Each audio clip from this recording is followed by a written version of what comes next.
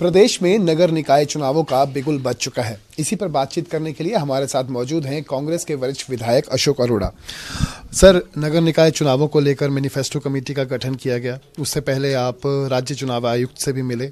EVM को एक बार तो फिर से जो है वो कटघरे में खड़ा करने का काम जो है वो कांग्रेस ने किया। वहां से क्या रिस्पॉन्स मिला और आगे की क्या रणनीति रहेगी? कल हमारी पार्टी के प्रदेश अध्यक्ष चौधरी उदय भान जी की अगुवाई में हम सभी वरिष्ठ साथी चुनाव आयुक्त को मिले थे और हमने उनके सामने दो बातें रखी थी। पहली बात तो हमारी ये थी कि पूरे देश के अंदर ईवीएम के ऊपर प्रश्न चिन्ह है और पंजाब और हरियाणा हाई कोर्ट में 18 जो कांग्रेस के उम्मीदवार थे चुनाव में, उन्होंने रिट पिटीशन डाली हुई है ईवीएम को लेकर और कांग्रेस पार्टी की तरफ से सुप्रीम कोर्ट के अंदर भी ईवीएम को लेकर रिट पिटीशन है। तो और चुनाव आयोग के पास एक ऑप्शन भी है कि वो ईवीएम से कराए या बैलेट पेपर से। तो हमारी मांग थी कि आप, क्योंकि ईवीएम पे अगर प्रश्न चिन्ह है तो आप बैलेट पेपर से चलाएं ताकि चुनाव आयोग की जो विश्वसनीयता है उस पर प्रश्न चिन्ह ना लगे। परंतु उन्होंने उसको बात को नहीं माना। और दूसरी हमारी जो उनसे मांग थी कि नगर निगम के अंदर 80 सीटों को घटाया गया है, ये संविधान के खिलाफ है। तो उन्होंने बात नहीं मानी, तो उसके बारे में बात की हम तैयारी अपनी करेंगे। लेकिन जिस तरीके से जो वर्गीकरण हुआ है 80 सीटों का, BCA, BCB, उसका भी काफ़ी हद तक जो है वो फ़ायदा आम जन को मिल पा रहा है, नहीं मिल पा रहा, क्योंकि उस चीज़ को बड़ा उल्लेख जो है वो सरकार करती आ रही है कि हमने वर्गीकरण किया है। वर्गीकरण से सीधे तौर पर फ़ायदा जो है वो SC समाज के उन वर्गों को भी मिलेगा जिन वर्गों को कभी एक तरीके से उनका बढ़ावा जो है वो नहीं दिया गया था। ये एक अलग इशू है, फायदा लाभ किसको मिलना है नहीं मिलना।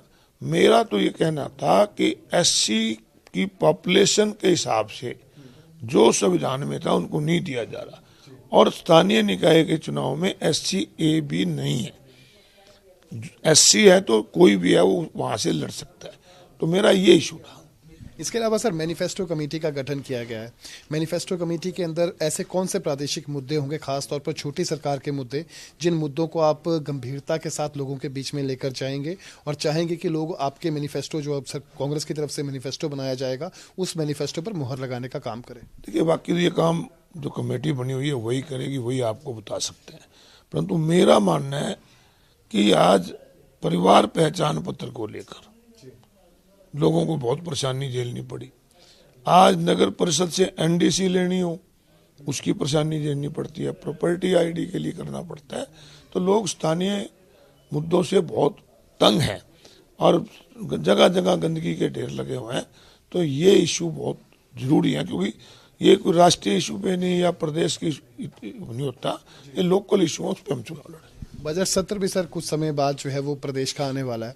क्या बजट सत्र के दौरान कांग्रेस के अंदर नेता विपक्ष का चुनाव हो पाएगा, नहीं हो पाएगा? क्योंकि सभी चाहते हैं कि जो समाज के जो मुद्दे हैं, खासतौर पर प्रादेशिक मुद्दे हैं, उन्हें विपक्ष प्रमुखता से उठाए।